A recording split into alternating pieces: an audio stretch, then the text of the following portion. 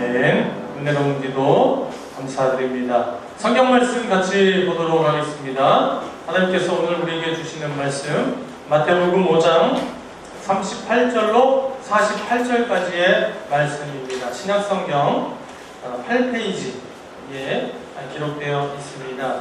마태복음 5장 38절로 48절까지의 말씀, 우리가 함께 한 절씩 돌아가면서 말씀을 교독하도록 그렇게 하겠습니다. 38절로 48절 제가 먼저 읽겠습니다. 또 눈은 눈으로 이는 이로 갚으라 하였다는 것을 너희가 들었으나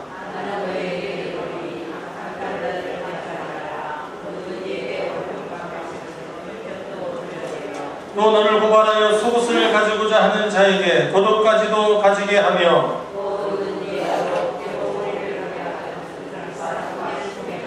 내게 구하는 자에게 주며 내게 꾸고자 하는 자에게 거절하지 말라.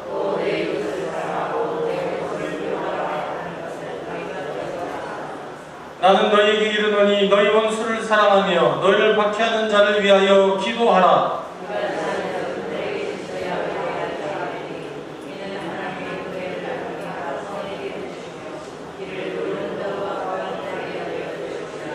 너희가 너희를 사랑하는 자를 사랑하면 무슨 상이 있으리요? 세리도이 같이 아니하느냐?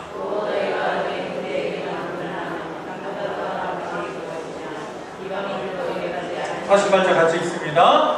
그러므로 하늘에 계신 너희 아버지의 온전하심과 같이 너희도 온전하라. 아멘. 오늘 산상순 네 번째 시간 마태복음 5장 27절에서 38절에서 48절 말씀을 통해서 원수를 사랑하라 라고 하는 제목으로 같이 말씀을 나누고자 합니다. 우리 그런 의미에서 옆에 있는 분들 한번 인사하겠습니다. 사랑합니다. 축복합니다. 한번 인사하시면 좋겠습니다. 여러분 앞에 있는 이 그림은 영화 포스터입니다. 2009년도에 우리나라에 개봉이 됐던 실화를 바탕으로 해서 만들었던 미국 영화 창끝이라고 하는 영화입니다. 이 영화는 이 남미의 그 아마존 정글에서 선교를 하다가 숨진 5명의 선교사를 기념하기 위해서 50주년, 추모 50주년으로 특별 제작이 됐던 그런 실제 사건을 다룬 영화입니다. 주인공은 짐 엘리어트라고 하는 분인데 이분은 미국의 아주 유명한 아이비리그의 휘튼 대학을 수석으로 졸업한 인재였습니다.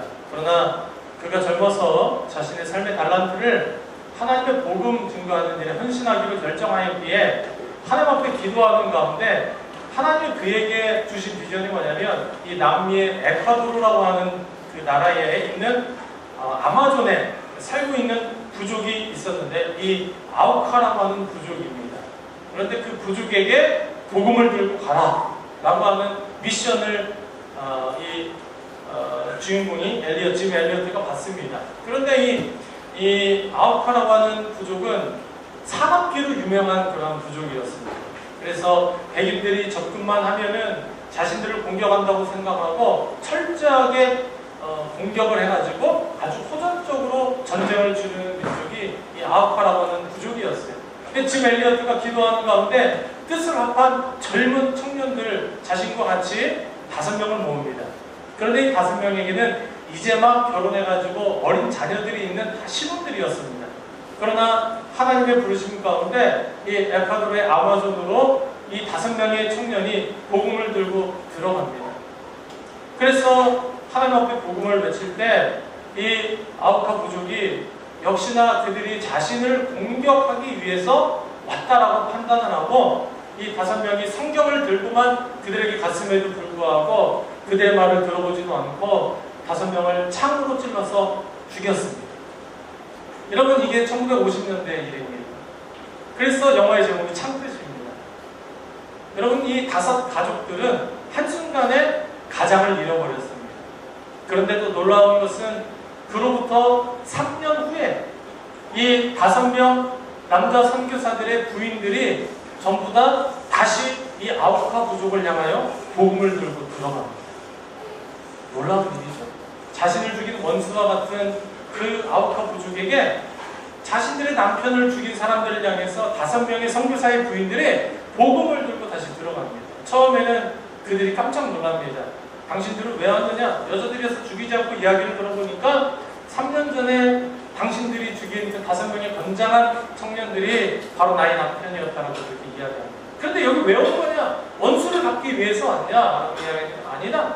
우리 남편들이 하지 못한 일들을 우리가 하기 위해서 왔다라고 이야기하면서 그들이 복음을 전하기 시작합니다. 마침 그들에게 이 소아마비라고 하는 병이 어린아이들에게 찾아옵니다. 의학기술이 발달하지 않았기 때문에 그들은 죽을 수밖에 없었지만 이 5명의 선교사의 아내들이 그들을 정성을 다해 치료해주고 그들을 위해서 기도해주기 시작합니다. 그리고 그 아이들이 치료되기 시작하면서 이 아주 호전적이었던 아우카 부족의 마음의 문이 열리게 되고, 그리고 결국에는 그 선교사들의 그 부인들의 기도와 전도를 통하여서 그 아우카 부족이 복음화되는 놀라운 역사가 일어나게 됩니다. 할렐루야! 여러분, 이것이 하나님의 놀라운 사랑이고, 그리고 예수 그리스도 안에서 일어날 수 있는 기적의 일인 줄로 믿습니다. 여러분, 이 일이 이 서구 사회 미국에서만 일어난 것은 아니죠. 이분 여러분 잘 아실 겁니다. 바로 사랑의 원조탄으로 불렸던 손양원 목사님입니다. 우리 교회가 작년에 이 손양원 목사님이 사역하셨던 이 나원자촌 여수의 애양원을 방문하고 기념관을 다녀왔었습니다. 이 손양원 목사님은 이 여수의 애양원의 나원자들을 돌보면서 사셨는데, 여러분 유명한 예화가 있잖아요. 이 여순 반란 사건 때 이 손양원 목사님의 장남과 차남, 이 두 아들, 동인, 동신 두 아들이 그만 공산주의 그를 지향하는 자들의 손에 의해서 죽게 됩니다. 그 죽였던 그 사람이 누구냐면 바로 안재선이라고 하는 사람이었습니다. 청년이었습니다. 그런데 이 손양원 목사님이 이 안재선을, 자신의 두 아들을 죽인 이 안재선을 자신의 양아들로 맞아들입니다. 바로 이 사진에 위에 서 있는 그 청년이 이 손양원 목사님의 두 아들을 죽인 안재선입니다. 그리고 왼쪽에 아이를 낳고 계신 분이 손양원 목사님의 사모님이고, 그 옆에가 자신의 오빠들을 잃어버린 동생들입니다. 그런데 이 안재선이 형무소에 잡혀 있을 때 이 손양원 목사님이 용서해달라고 선처를 구하고 풀려난 안재선을 자신의 양아들로 삼습니다. 결국 이 안재선 씨가 회개하고 하나님의 자녀로 거듭나서 그의 집안 자체가 목회자의 집안으로 변화되는 놀라운 기적이 일어납니다. 여러분, 오늘 말씀에 보면 두 가지 중요한 단어가 나옵니다. 하나는 원수라고 하는 단어고, 하나는 사랑이라고 하는 단어입니다. 어떤 분이 그러시더라고요. 원수가 어디에 있는지 아십니까, 목사님? 내 집안에 있습니다. 가장 가까운 곳에 원수가 있습니다. 그래서 원수라고 하지 않고 왼수라고 부릅니다. 이렇게 말씀하시더라고요. 여러분, 그렇습니다. 이 원수라고 하는 단어 자체는 무엇입니까? 나를 힘들게 하고 가장 괴롭히는 사람을 우리가 원수라고 그렇게 이야기합니다. 그런데 여러분, 반면에 사랑이라고 하는 단어의 정의를 제가 한번 생각해 봤습니다. 사랑이라고 하는 게 무슨 뜻일까 생각해 봤더니 여러분, 간단하더라고요. 사랑이라고 하는 건 뭐냐면 상대방을 행복하게 해주고 기분 좋게 해주는 것. 여러분, 그게 사랑입니다. 그러니까 내가 이 사람을 사랑한다면 이 사람을 행복하고 기분 좋게 해줘야 되는데, 여러분, 그 사람 힘들게 하고 괴롭게 하면 그것은 사랑이 아니죠. 그래서 우리가 요즘에 사회적인 문제가 되는 스토킹을 한번 보십시오. 나는 그 여자를 사랑했다. 하지만 그 여자가 행복합니까? 전혀 행복하지 않습니다. 두렵고 괴로워요. 그래서 우리는 그것을 사랑이라고 이야기하지 않고 범죄라고 그렇게 이야기하는 겁니다. 오늘 예수님께서 여러분, 원수를 사랑하라 우리에게 말씀하고 계신데, 여러분, 그 말씀의 명령이 어떤 뜻인지, 어떤 의미인지 우리가 같이 말씀을 나눠보고자 합니다. 여러분, 마태복음 22장 36절 40절 앞에 있는 자막을 보시면 예수님께서 제자들에게 이렇게 말씀하셨습니다. 제자들이 물어봅니다. 선생님, 율법 중에서 어느 계명이 크니까? 이렇게 물어보니까 예수님께서 이렇게 대답하시죠. 내 마음을 다하고 목숨을 다하고 뜻을 다하여 주 너의 하나님을 사랑하라 하셨으니 이것이 크고 첫째 되는 계명이요 둘째도 그와 같으니 내 이웃을 내 자신같이 사랑하라 하셨으니 이 두 계명이 온 율법과 선지자의 강령이니라 라고 주님께서 말씀하십니다. 그러니까 예수님 말씀은 어떤 계명이 가장 큽니까? 하니까 첫째도 사랑이고 둘째도 사랑인데 첫째는 주 너희 하나님을 목숨을 다하고 뜻을 다하고 마음을 다해서 사랑하는 것, 그리고 둘째는 그와 못지않게 하나님을 사랑한다면 내 이웃을 내 몸과 같이 사랑하는 것, 이것이 가장 큰 계명이고 율법이다라고 말씀하고 계신 겁니다. 여러분, 하나님은 눈에 보이지 않습니다. 우리가 예배하고 말씀대로 살고 기도하면서 사랑하는 것이 하나님 사랑하는 것이라면 여러분, 사랑은 눈에 보이는 것입니다. 그렇기 때문에 우리가 이 땅에서 하나님을 사랑하는 마음 못지않게 사랑하며 살아야 될 대상이 바로 사람이라고 하는 것입니다. 여러분, 며칠 전에 뉴스 가운데 많은 사람들을 분노하게 만들었던 뉴스가 있지요. 육군의 그 별 4개 모 대장, 그리고 그 부인이 알고 보니까 아주 독실한 교회 장로님이고 권사님이더라고요. 그런데 자신들의 그 사명들을 얼마나 함부로 대하고 인격을 모독하고 갑질을 소위 했던지 많은 사람들의 공분을 샀던 그런 사건이 있습니다. 저는 그것을 보면서 그분들은 이 사람이라고 하는 대상을 하나님은 사랑의 대상으로 우리에게 허락하셨는데 사람을 사랑의 대상으로 보지 않고 사용의 대상으로 봤다. 저는 그렇게 생각합니다. 여러분, 사람이라고 하는 존재는요, 사용의 대상이 아니라 사랑의 대상입니다. 그런데 이 사람을 자신의 이익을 위해서 또는 편리를 위해서 이용의 대상, 사용의 대상으로 생각하다 보면 여러분, 사람을 힘들게 만들고 괴롭게 만들고 정말로 살기 싫게 만들어버리게 되는 겁니다. 그래서 예수님께서는 우리에게 어떤 계명보다도 큰 계명으로 내 이웃을 내 몸과 같이 사랑하라고 말씀하시고 계신 겁니다. 산상수훈 말씀을 하시면서 하나님의 백성들이 빛과 소금의 역할을 감당하며 살아야 될진데 그렇게 살기 위해서는 여러분 반드시 이 마음 가운데 사랑이라고 하는 마음을 품고 살아가라고 주님은 말씀하고 계신 겁니다. 여러분, 율법에서는 이렇게 이야기했노라고 오늘 말씀에 기록하고 있습니다. 눈은 눈으로, 이는 이로 갚으라 하였다는 것을 너희가 들었으나, 이렇게 말씀하고 계십니다. 실제로 그렇습니다. 여러분, 유대인들이 따르던 이 탈무드나 율법에 따르면 출애굽기 21장과 레위기 24장에 보면 여러분, 눈에는 눈, 이에는 이라고 하는 법칙이 나와 있습니다. 여러분, 나에게 잘하는 사람한테는 잘하고 나에게 피해를 끼치는 자에게는 나도 그에 합당한 대가를 치르게 한다. 여러분, 이것이 바로 세상의 법입니다. 주는 대로 주고 받는 대로 받는다. 그래서 우리가 뭐라고 하냐면 give and take라고 그렇게 이야기를 합니다. 그런데 주님은 말씀하십니다. 악한 자를 대적하지 말라라고 우리에게 말씀하십니다. 여러분, 대적하다라고 하는 말은 원어로 보면 안티스테나이라고 하는 단어를 쓰는데 이 말은 갚다, 지불하다 이런 뜻입니다. 그러니까 대적하지 마라, 악을 대적하지 마라, 악을 악으로 갚지 마라. 이 말은 내가 피해를 당하고 상처를 받았다고 해서 그것을 그대로 돌려주는 give and take, 눈에는 눈, 이에는 이라고 하는 이 세상의 법칙이 하나님의 나라의 법칙에는 맞지 않노라고 주님께서 우리에게 말씀하고 계신 겁니다. 주님은 우리가 그렇게 살기를 원하고 계시지 않습니다. 여러분, 세상은 그렇게 산다 할지라도, 믿지 않는 자들은 그렇게 산다 할지라도 하나님의 백성만큼은 악을 악으로 대적하지 말고 갚지 말라고 주님은 오늘 우리에게 말씀하고 계신 겁니다. 여러분, 쉽지 않은 말씀입니다. 이 말씀이 얼마나 어마어마한 말씀인지 감히 우리가 평생을 순종하며 살 수 있을까 고민되게 만드는 그런 말씀임에 분명합니다. 그런데 예수님은 구체적으로 한술 더 떠서 우리에게 몇 가지 예를 들어 말씀하고 계십니다.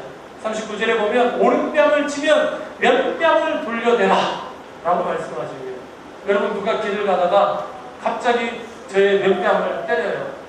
그러면 여러분, 어떤 사람이 아이고 감사합니다 하고 오른뺨을 돌려댈 사람이 있습니까?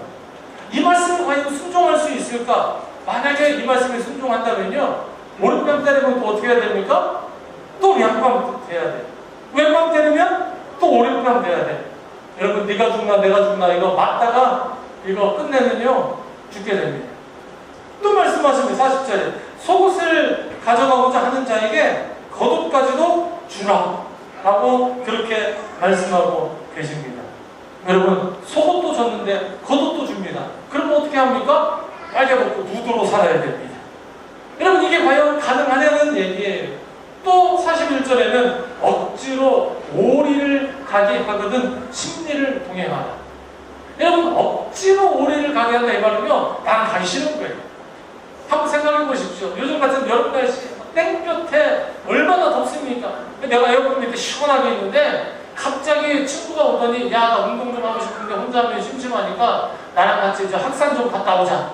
여러분, 이러면은 가기 싫은데 막 억지로 간다고 생각해 보세요. 얼마나 이거 스트레스 받고 힘든 일입니까? 그런데 예수님은 오리를 같이 가져도 고맙다고 생각을 해야 되는데 오리를 가져가는 자에게 심리를 같이 동행해줘라 라고 하는 겁니다. 그리고 42절 말씀에는 꾸고자 하는 자에게 거절하지 말라 라고 그렇게 이야기합니다. 꾸고자 하는 자에게 거절하지 말라. 여러분, 쉽지 않은 일입니다. 우리가 무엇인가를 누구에게 줄 때요, 사실은 조금이라도 늦게 받거나 받지 못하면 얼마나 속상하고 기분이 나쁜지 모릅니다. 그런데 꾸고자 하는 자에게 거절하지 마라. 여러분, 그러다가 내 차고 집이고 뭐고 다 날아가는 겁니다. 여러분, 이게 과연 말씀 가운데 가능하냐는 겁니다. 불가능하지요. 불가능합니다. 그런데 왜 예수님은 우리에게 이런 말씀, 되지도 않는, 할 수도 없는 말씀을 하신 걸까요? 여러분, 그것은 바로 이 말씀 안에 숨겨져 있는 하나님의 나라의 윤리가 무엇인지를 우리에게 말씀하고 싶으신 겁니다. 여러분, 공통된 점이 있습니다. 이렇게 가르치신 내용에 공통점을 하나 뽑으라면 바로 사랑이라고 하는 거예요. 여러분, 사랑이 없으면 어떻게 오른뺨을 맞고 왼뺨을 돌려되겠어요? 사랑이 없으면 어떻게 속옷을 원하는 자에게 겉옷을 줄 수 있겠습니까? 사랑이 없으면 억지로 어떻게 심리를 걸어갈 수 있습니까?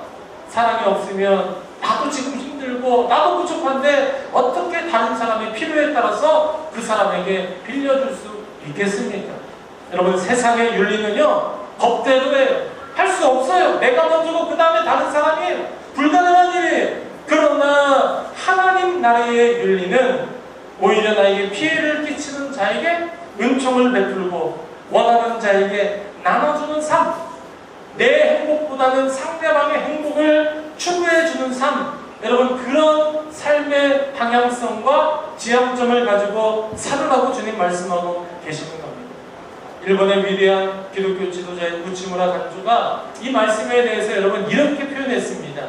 내 원수가 내게 미움의 권총을 발사하면 너는 사랑의 대포로 응사하고, 내 원수가 내게 미움의 독전을 마시게 하면 너는 그에게 사랑의 홍수로 대항하라. 여러분, 이게 위대한 신앙인들의 삶의 결단이고 삶의 지향점이라고 하는 사실입니다. 우리는 여러분이 말씀대로 살지 못한다 할지라도 주님께서 말씀하시는 그 사랑의 마음을 우리 마음 가운데 품어야 될 줄로 믿습니다. 또 이어서 43절, 44절 말씀하십니다. 내 이웃을 사랑하고 내 원수를 미워하라 하였다는 것을 너희가 들었으나, 예전에 율법 가운데 이런 말을 들었으나 44절, 나는 너희에게 이르노니 너희 원수를 사랑하며 너희를 박해하는 자를 위하여 기도하라. 할렐루야. 네. 여러분, 주님 말씀하십니다. 너희 원수를 사랑하며 너희를 박해하는 자를 위하여 기도하라. 아마 이 말씀 들으실 때 마음 가운데 정말 나를 힘들게 하고 괴롭게 하는 인생의 원수 같은 사람 떠오르고 생각나실 겁니다. 나에게 경제적인 피해를 끼친 사람, 또는 직장에서 나를 힘들게 하는 사람, 가정에서 나를 힘들게 하는 사람, 아마 생각나실 겁니다. 그런데 주님께서 말씀하시기를 원수를 사랑하며 박해하는 자를 위하여 기도까지 하라고 말씀하십니다. 여러분, 이 말씀이 놀라운 것은요, 우리가 보통 기도를 어느 때 하는지 아십니까? 우리가 보통 기도를요, 사랑할 때 합니다. 사랑하는 사람이 생길 때 해요. 우리가 가족을 위해서 왜 기도합니까? 사랑하니까 기도하는 겁니다. 우리가 나라 민족을 위해서 왜 기도합니까? 사랑하니까 기도하는 거예요. 교회를 위해서 왜 기도합니까? 사랑하니까 기도하는 거예요. 그런데 여러분, 원수는 사랑합니까? 사랑하지 못합니까? 사랑하지 못할 대상이에요. 생각하기도 싫은 대상이에요. 그런데 그 원수를 위하여 기도하라고 주님은 말씀하고 계십니다. 여러분, 왜 원수를 위해서, 미워하는 사람을 위해서, 사랑하지 못하는 사람을 위해서 예수님은 기도하라고 말씀하실까요? 저는 이 말씀을 깊이 묵상하면서 한 가지 깨달은 게 있습니다. 여러분, 우리가 용서라는 게 있잖아요. 내 마음 가운데 용서가 먼저 돼서 그 사람을 위해서 기도하는 게 아니고요, 내가 정말 용서되지 않고 이해되지 않는 사람을 위해서 내가 기도하기 시작할 때 그 사람이 용서되더라고요. 여러분, 오늘 주님 이 말씀하시는 겁니다.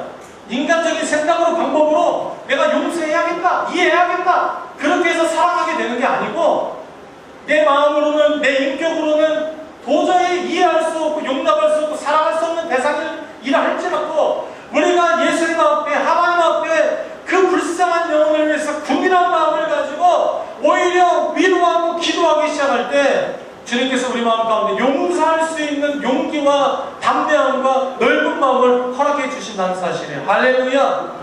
여러분, 미워하면 누가 힘듭니까? 내가 먼저 힘들어요. 그 사람이 힘든 것은 차지하고요, 내가 마음 가운데 누군가를 미워하고 용서하지 못하고 그 사람 때문에 분노하고 괴로워하면요, 먼저 내가 나를 죽이는 겁니다. 내가 먼저 힘들어요. 내가 기쁨이 없고 평안함이 없어요. 여러분, 그래서 예수님은 그 사람을 위해서가 아니라 나를 위해서 용서하라고 하시는 겁니다. 그런데 용서하기 위해서는 내가 마음 가운데 용서해야지 되지 않는다는 거예요. 그러나 우리가 하나님 앞에 우리 마음 가운데 미움과 그리고 분노를 내려놓고 불쌍하게 생각하는 긍휼의 마음을 가지고 그 영혼을 위해서, 그 영혼의 삶이 돌아서고 회복되고 정말 하나님 기뻐하시는 삶이 되게 하기 위해서 기도하기 시작할 때 내 마음 가운데 용서의 마음이 솟아나게 되고, 내 마음 가운데 힘들고 어려운 마음 대신에 평안의 마음이 임하게 될 줄로 믿습니다. 그러면서 주님께서 이렇게 말씀하십니다. 너희가 너희를 사랑하는 자를 사랑하면 무슨 상이 있으리요? 샘도 이같이 하느니라. 너희가 너희 형제에게만 무난하면 남보다 더하는 것이 무엇이냐? 이방인들도 이같이 아니하느냐? 여러분, 우리는요, 구별된 사람들이거든요. 수많은 백성들 가운데 하나님께서 존귀한 주의 자녀로, 주의 백성으로 선택하신 자들이거든요. 세상과 좀 구분되어야 되잖아요. 세상과 좀 달라야 되잖아요. 믿지 않는 자들과 뭔가 좀 차별점이 있어야 되잖아요. 그런데 여러분, 세상 사람들도요, 눈에는 눈, 이에는 이 다 하고요, 자기한테 잘하는 사람들한테 잘하고요, 자기 가족들한테 다 잘해요. 그런데 오늘 예수님께서는 오히려 우리에게 원하시는 게 뭐냐면, 예수의 사랑을 품고 우리에게 피해를 끼치거나 힘들게 하는 자들에게도 우리가 친절을 베풀고 사랑을 베풀고 오히려 용서하고 위하여 축복하며 기도해 주기를 원하고 계신 줄로 믿습니다. 그러면서 주님 마지막으로 이렇게 말씀하십니다. 48절. 그러므로 하늘에 계신 너희 아버지의 온전하심 같이 너희도 온전하라. 한번 따라합시다. 하나님, 내가 온전하기를 원합니다. 할렐루야. 여러분, 온전하라 이 말은요, 텔레이오스라고 하는 원어를 씁니다. 이 뜻이 뭐냐면요, 갈라지지 않는다, 이런 뜻입니다. 여러분, 찢어지지 않는다는 뜻입니다. 찢어지고 상처가 난 마음의 상태가 아니라 하나님이 우리를 창조하실 때 시험이 보시기에 아름답고 좋았던 모습으로 우리가 온전한 상태를 유지하며 살아나가는 것을 말씀하고 있습니다. 여러분, 하나님은 다른 말로 온전하시다 이 말은 완전하시다 이런 뜻입니다. 퍼펙트 하신 분인데, 예수 그리스도를 닮아서 살아가는 우리의 마음이 정말 하나님 보실 때 막 여러 가지로 상처와 아픔과 고난으로 미움으로 시기로 질투로 막 갈기갈기 모습이 아니라 예수님의 사랑으로 완전하게 회복되어 있는 그 온전한 하나님의 사람의 모습을 주님은 꿈꾸시고 원하고 계신 줄로 믿습니다. 그렇기 때문에 원수를 사랑하라 라고 말씀하고 계시는 거예요. 여러분, 우리가 잘나고 똑똑해서 예수님의 사랑으로 구원받은 거 아닙니다. 성경에 보면 바로 나를 성경은 십자가의 원수처럼 살아가는 자라고 그렇게 이야기합니다. 예수님의 마음을 힘들게 하고 아프게 하고, 여러분, 예수님이 그토록 십자가에 달려 죽으신 이유가 바로 원수와 같은 우리들 때문에 죽으신 겁니다. 로마서에 그렇게 기록됩니다. 의인들을 위해서 죽는 자는 은치 않고, 여러분, 친구를 위해서 죽는 게 쉽지 않은 일인데 어떻게 예수님께서 이렇게 죄인들을 위하여 죽으셨는지 모르겠다고 그렇게 고백합니다. 여러분, 원수를 위해 십자가에 달려 죽으신 그것이 바로 예수님의 은혜이고 사랑인 줄로 믿습니다. 주님은 그 사랑을 우리가 1%라도 본받고 이 땅 가운데 살아가기를 원하고 계신 거예요. 여러분, 우리가 잘 알고 있는 고린도전서 13장 1절 3절 말씀에 이렇게 기록합니다. 내가 사람의 방언과 천사의 말을 할지라도 사랑이 없으면 소리나는 구리와 울리는 꽹과리가 되고, 내가 예언하는 능력이 있어 모든 기밀과 모든 지식을 알고 또 산을 옮길 만한 모든 믿음이 있을지라도 사랑이 없으면 내가 아무것도 아니요. 내가 내게 있는 모든 것으로 구제하고 또 내 몸을 불사르게 내줄지라도 사랑이 없으면 내게 아무 유익이 없느니라. 할렐루야. 여러분, 그렇기 때문에 우리가 다른 것은 다 포기하고 다 없이 산다 할지라도 우리 마음 가운데 반드시 꼭 간직해야 될 이 한 가지, 바로 그것이 예수님의 사랑인 줄로 믿습니다. 우리가 기도해야 됩니다. 예수님, 나는 부족합니다. 예수님 닮아있다고 고백하면서도 오히려 더 미워하고 용서하지 못하고 이해하지 못하고 살아가는 내 모습, 믿음이 있다고 이야기하고 은사가 있다고 이야기하고 주를 위해서 많은 일들을 감당한다고 고백하면서도 한 사람조차 용서하지 못하고 이해하지 못하고 살아가지 못하는 내 모습, 하나님 불쌍히 여겨 주시옵소서. 하나님, 내 힘으로는 안 됩니다. 성령께서 내 마음을 만져주셔서 이제는 용서하게 하여 주시옵소서. 할렐루야. 이제는 하나님, 그를 위하여 기도하게 하여 주시옵소서. 그리고 더 이상 마음 가운데 미워하거나 분노하지 않게 하시고 예수님의 마음을 가지고 불쌍히 여기고 긍휼히 여길 수 있는 마음을 허락하여 주시옵소서. 여러분, 그 마음을 가지고 우리가 한 걸음 한 걸음 믿음으로 걸어가면 하나님께서 여러분 마음 가운데 천국이 임하게 하시고 완전한 하나님의 형상을 닮은 모습으로 더욱더 변화시켜 주실 줄로 믿습니다. 저는 이 말씀 준비하면서 제 마음 가운데 계속적으로 떠오르는 찬양이 한 곡 있었습니다. 우리 교회가 예전에 농어촌 찬양 선교 나갈 때 꼭 불렀던 찬양인데 제목이 뭐냐면 오늘 나는이라고 하는 찬양이에요. 이 찬양이요, 이 말씀을 준비하는 가운데 마음 가운데 계속 와닿더라고요. 내가 먼저 손 내밀지 못하고, 내가 먼저 용서하지 못하고, 내가 먼저 웃음 주지 못하고, 이렇게 머뭇거리고, 그가 먼저 손 내밀기 원했고, 그가 먼저 용서하기 원했고, 내가 먼저 웃음 주기를 원했는데 나는 어찌된 사람인가. 그 다음 가사가요. 오 간교한 나의 입술이여, 오 더러운 나의 마음, 왜 나의 입은 사랑을 말하면서, 왜 나의 마음은 화해를 말하면서, 왜 내가 먼저 져줄 수 없는가, 왜 내가 먼저 손해볼 수 없는가. 오늘 나는 주님 앞에 몸둘 바를 모르고 이렇게 흐느끼며 서 있네. 어찌할 수 없는 이 마음을 주님께 맡긴 채로. 여러분, 이 찬양을 우리가 같이 한번 부르면서 정말로 하나님, 내가 먼저 용서하고 내가 먼저 손 내밀기 원합니다 라는 마음 가지고 우리가 같이 찬양 한번 부르고 오늘 말씀을 마치도록 하겠습니다.